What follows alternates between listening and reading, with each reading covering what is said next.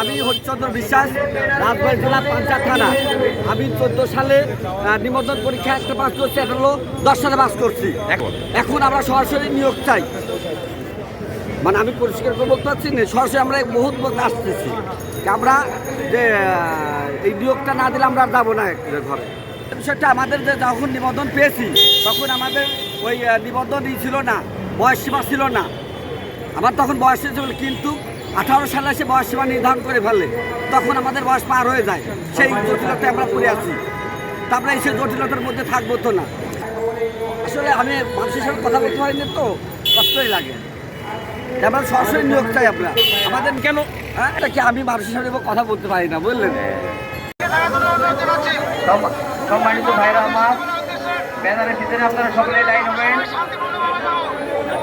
ব্যানারের ভিতরে তারা অপ্রীতিকর কোনো ঘটনা ঘটাবেন না, এবং তারা আমাদের কিছু হেল্প করবে, সাহায্য করবে।